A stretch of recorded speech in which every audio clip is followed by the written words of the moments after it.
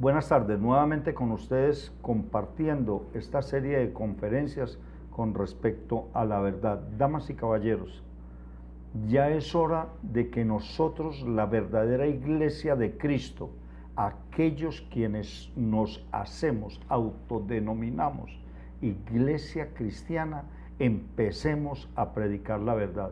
Aplaudo a aquellos pastores que ya nos hemos dado la tarea de decir la verdad, porque el pueblo de Dios, aún siendo pueblo de Dios, adoptados como hijos de Dios, hemos y están siendo engañados. La iglesia cristiana convirtiéndose en las iglesias cristianas, en iglesias cristianas religiosas, como lo mencionaba en la conferencia inmediatamente anterior. Entonces, por eso es muy importante que empecemos a conocer la verdad, porque si nosotros no conocemos la verdad y nos negamos a enseñar y a conocer la verdad, le cuento que el final para nosotros es muy, pero muy desastroso. Ya vamos a obtener una vida eterna, tenga la plena seguridad, pero una vida eterna llena de desgracia y sufrimiento. Vamos a ir por partes. Las personas están creyendo que nacen, crecen, se reproducen y mueren y no pasa nada. ¿Pero por qué? Porque ahí tenemos, por ejemplo, se enseña, hay un continente de más o menos 1.300 millones de personas que enseñan la reencarnación, ¿ya?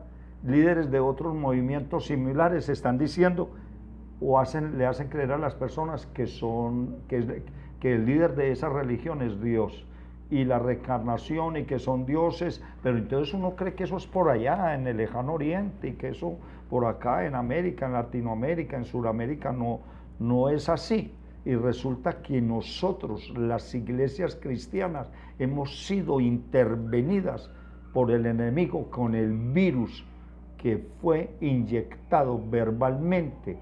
Satanás, usando la voz de él en la serpiente, inyectó verbalmente el virus del pecado. Ahora, ¿qué es lo que tratamos nosotros de hacer? Colocar un antídoto contra ese virus de mentira, de engaño que le inyectó verbalmente Satanás a través de la serpiente, como lo vuelvo y lo repito, me disculpa la redundancia, a Eva, y Eva a su vez le hizo creer a Adán que lo que ella estaba haciendo estaba bien hecho. Bien, ¿cuál es el antídoto para ese engaño y esa mentira que hace aproximadamente 6.000 años le hizo creer Satanás a Eva y Eva a su esposo Adán? El antídoto para eso es conozcamos la verdad. Damas y caballeros, a partir de ahora vienen una serie de 4 conferencias. Tratando de que sean muy breves, voy a ir explícitamente para que ustedes me puedan entender. No hay tal cuento de que usted nace, crece, se reproduce y muere y ya hasta ahí llegó. No hay tal cuento que los jóvenes de hoy en día quieran saber más que nosotros los pastores, que andamos estudiando la palabra, porque yo apenas soy un estudiante de la palabra. Ahora mismo acabo de completar 23 años como estudiante de la palabra, ¿ya? Entonces hay personas que tratan de que porque ven un programa en televisión o porque leen un versículo de la Biblia o le consultan a internet, ya cree que saben más que uno, por Dios santo. Y esa es la tragedia enorme que tiene la juventud mundial, la juventud latinoamericana, la juventud centroamericana, todo el mundo está teniendo ese problema, no solamente los jóvenes, sino los adultos. Yo ya veo cómo me encuentro otra persona que llega y me dice, no, pastor, es que si usted lleva estudiando la palabra 22 años, usted es un fanático. Le digo, hombre, ¿cómo le ocurre decir eso? Y es tan atrevido que llega y me dice, le recomiendo un libro de un brasilero que ese sí te dice la verdad. O sea, el brasilero tiene la verdad, que ha sacado como 5 libros, y el autor de la Biblia, que es el Espíritu Santo, no tiene la verdad. Y si uno se dedica a estudiar la palabra, el tiempo que yo lo llevo, más o menos como lo han hecho otros, que ya somos fanáticos, oiga, pues cómo distorsionan las cuestiones de Dios, en beneficio propio, en creencias falsas. Conozcamos la verdad. ¿Qué dice la Biblia con respecto a lo que nos va a pasar a nosotros desde que nacemos hasta que nos morimos? Podemos hallar esta verdad en Hebreos 9:27. En Hebreos 9:27 el Espíritu Santo nos enseña qué me va a pasar a mí y qué le va a pasar a usted. Ah, que usted es el presidente de la República, a usted le va a pasar lo mismo que a mí, con una opción diferente, si usted no ha nacido de nuevo. De la manera que está establecido para los hombres, que mueran una sola vez y después venga el juicio. Esta cita bíblica, esta verdad, tumba, anula cualesquier filosofía, religión que tenga que ver con la reencarnación. Esta cita bíblica la tumba. ¿Por qué le digo la tumba? Porque es que en la reencarnación nadie muere y resucita en presencia humana. En cambio, en la cristiandad, si muere y resucita nuestro líder, nuestro Dios, nuestro pastor, nuestro Señor Jesucristo. Así como está en Hebreos 9:27, y de la manera que está establecido que los seres humanos mueran una sola vez y después venga el juicio, yo muero y sígame con harto cuidado. Yo nazco aquí en este punto, en el día cero, en la hora cero, en el minuto cero, en el segundo uno. Nazco y vivo 20, 30, 50, 80, 90 años. Vivo toda esa vida, corta, mediana o a mediano, corto, largo plazo. Y cuando ya una persona se muere por cáncer, por lepra, por cualquier situación que sea, esa persona tiene un punto de partida de esta vida y uno de dos de llegada, o infierno o cielo. Y si las personas que morimos en Cristo Jesús, hablo de mi persona, de mi familia que ha ido a los pies de Cristo, y de los pastores de esta iglesia que han ido a los pies de Cristo, cuando parten y le han cumplido a Dios, como lo hago yo humildemente, nosotros vamos al cielo a ser juzgados, pero no para perder mi salvación, sino para evaluar mis obras que hice mientras estuve ocupando esta morada, que es el cuerpo terrenal. Pero si una persona muere y ha recibido a Cristo Jesús y pecó y pecó y pecó, esa persona no se arrepintió, se burló de Dios. Escrito está en Gálatas 6:7, de Dios nadie se burla, porque la Biblia es muy clara en Hebreos 10:26 al 31, que nos dice que si después de haber recibido el conocimiento de la verdad, ¿quién recibe el conocimiento de la verdad? Nosotros los cristianos, nosotros los pastores los recibimos del Espíritu Santo, y ustedes, quienes nos siguen a través de las redes sociales, quienes asisten a la iglesia, la membresía de la iglesia, oyen y siguen pecando, nacen de nuevo, ya son hijos adoptados por Dios a través de nuestro Señor Jesucristo, y siguen pecando. Ahí es donde Hebreos 10:26 al 31 dice: si después de recibir el conocimiento de la verdad pecas obstinadamente, ya no queda más remedio que el sacrificio por el perdón de los pecados. Solo queda ya no queda más remedio que el sacrificio por el perdón de los pecados. ¿Quién es el sacrificio para el perdón de los pecados? Nuestro Señor Jesucristo. Y ahí no lo dice Hebreos 10:26 al 31. Ya no queda más remedio que el sacrificio por el perdón de los pecados. Solo queda una terrible expectativa del fuego que ha de devorar a los enemigos de Dios. Si usted es una persona cristiana y nació de nuevo, y usted sigue haciendo y deshaciendo, y de pronto le cayó un rayo y lo mató, se le cayó un avión y en su casa y lo mató, ¿exagerado? No, yo no soy exagerado. Aquí en Medellín, Colombia, acaba de caer un avión a una zona residencial y mató a varios muertos. O si usted en este momento está en un hospital y está para morirse, y usted no se ha humillado, arrepentido, confesado su pecado y ha abandonado su mala conducta, usted se muere. Y pudo haber nacido de nuevo, pero usted muere y se va para el infierno. Vuelvo y le repito, Gálatas 6:7 nos dice: de Dios nadie se burla. Entonces debemos de tener muy claro que cuando morimos los cristianos tenemos esa oportunidad de ir al infierno si no estamos en obediencia. Y si estamos en obediencia, pero por algún motivo estamos en desobediencia, como lo dice la Santa Palabra, tenemos ante Dios un intercesor, a Jesucristo, hombre, que dio la vida por nosotros. Pero si usted hace caso omiso quiere decir eso, que usted, que como ya es cristiano y va cada 8 días a la iglesia, da la ofrenda o lo que ustedes llaman el diezmo y ya, y soy muy amigo del pastor y todo, pero tiene un amante, olvídese que usted va para el infierno si se muere sin confesarse. ¿Por qué? Porque si después de haber conocido la verdad pecas obstinadamente, ya no queda más remedio que el sacrificio por el perdón de los pecados. Si esos somos nosotros los cristianos, ¿qué diremos? Usted, damas y caballeros, que no han recibido a Cristo Jesús. Me encontré hace días una persona que estaba con una muerte terminal, ¿ya? Qué belleza esa persona, hablaba muy lindo, cree en Dios, y le pregunté a esa persona, le dije, mira, tú naciste de nuevo. No, pastor, yo creo mucho en Dios y yo hago muy buenas obras.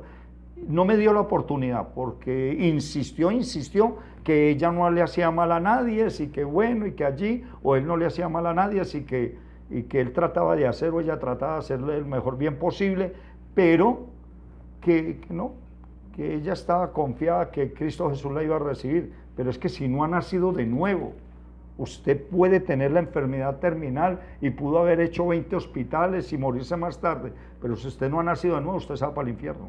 Porque Dios es tan justo que le coloca un predicador, un pastor o un ministro de la iglesia, que somos lo mismo, perdón, para decirle, nazca de nuevo. Pero si se ponen de tercos, ¿qué hace uno? Uno dice la santa palabra de Dios en Timoteo, dice, insiste, persiste, enseña, sea oportuno, no sea oportuno, pero allí no manda que nosotros obliguemos a las personas. Bien, entonces ya sabemos qué le pasa a una persona cuando muere, ¿ya?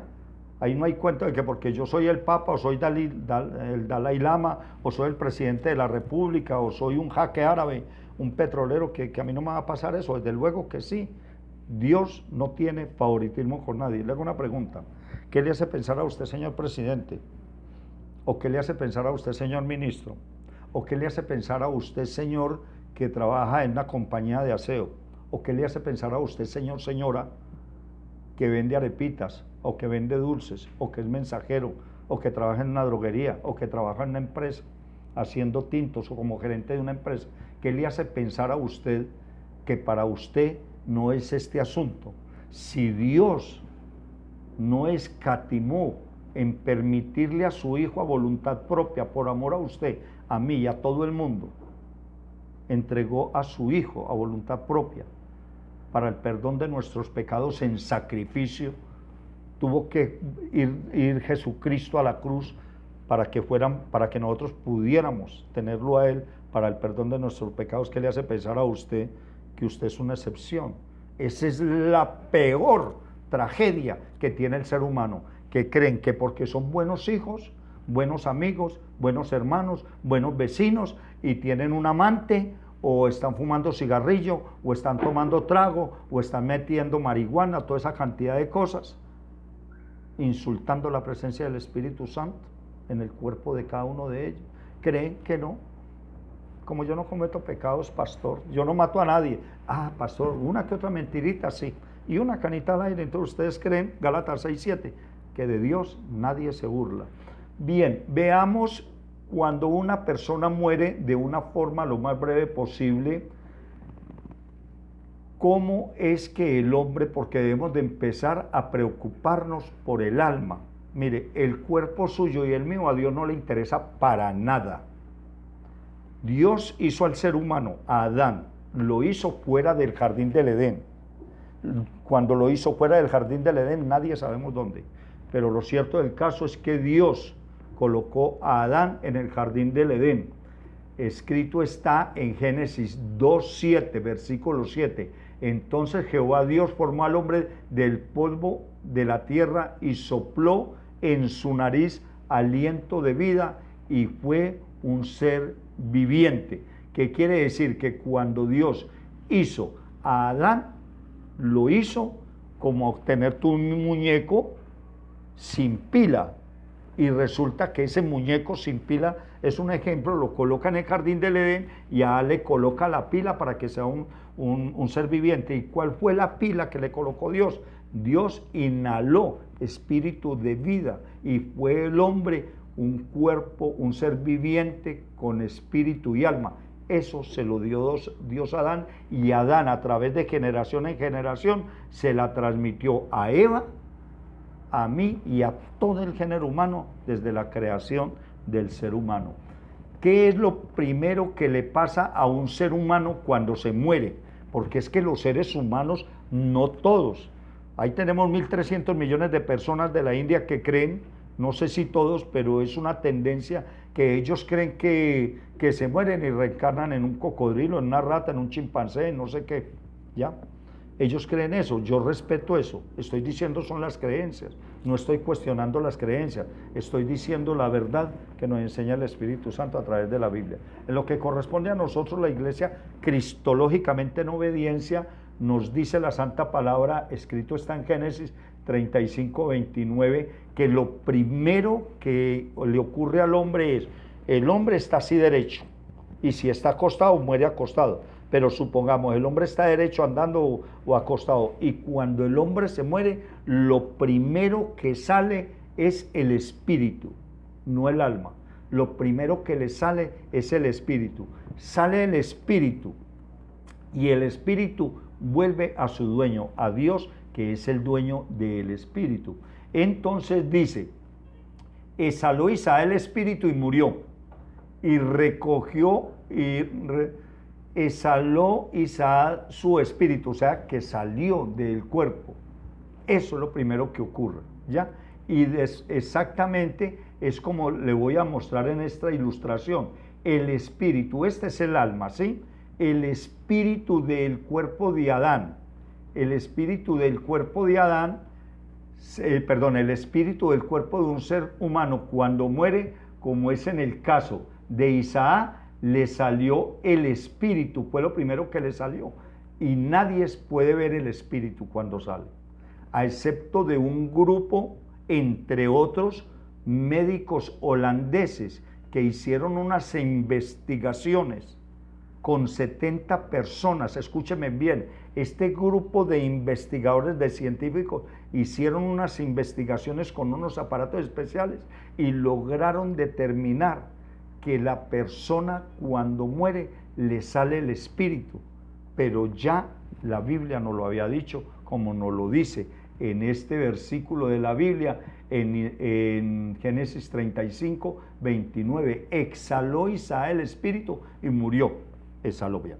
Ahora vayámonos por favor, teniendo en cuenta que aquí ya le salió el espíritu a esta dama, ¿ya? Entonces, ¿qué es lo que ella le ocurre allí? Ese testimonio lo podemos ver, escrito está en Génesis 35, 18 y 19.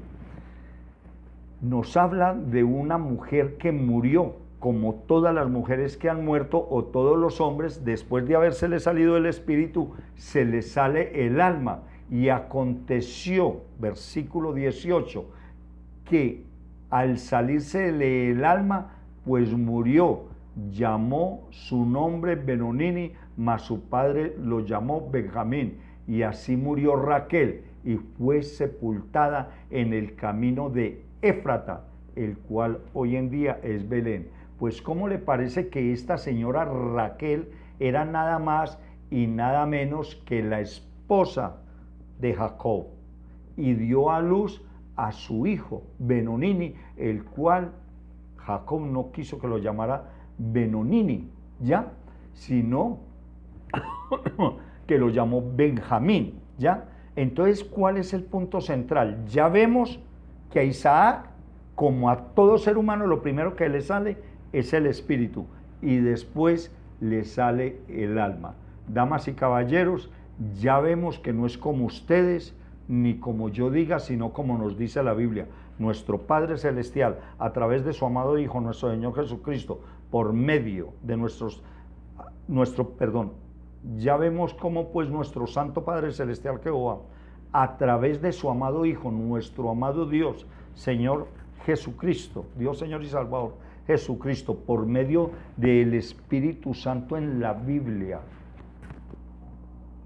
nos da a saber qué tan equivocado, como dice Oseas 4:6, dice Dios al profeta Oseas, mi pueblo se está perdiendo por falta de conocimiento. y por falta de conocimiento es que usted piensa y cree lo que dice, piensa lo que dice pensar, y piensa lo que piensa y cree lo que dice creer, y no es así. Esta es la verdad, porque la estamos mostrando con citas bíblicas puntuales. Damas y caballeros, permítame entonces hacerme acompañar de la próxima conferencia a continuación, y vamos a ver qué sigue a continuación después de que una persona muere. Después de que una persona muere, ¿qué pasa con el alma de esa persona? Mi otro yo, porque el alma de las personas, de nosotros los seres humanos, es un cuerpo, y por dentro tiene otro cuerpo que es el alma, es el duplicado del cuerpo, pero ya en una forma invisible para nosotros. Damas y caballeros, por favor acompáñenme a la próxima conferencia. Muchas gracias, buenas tardes.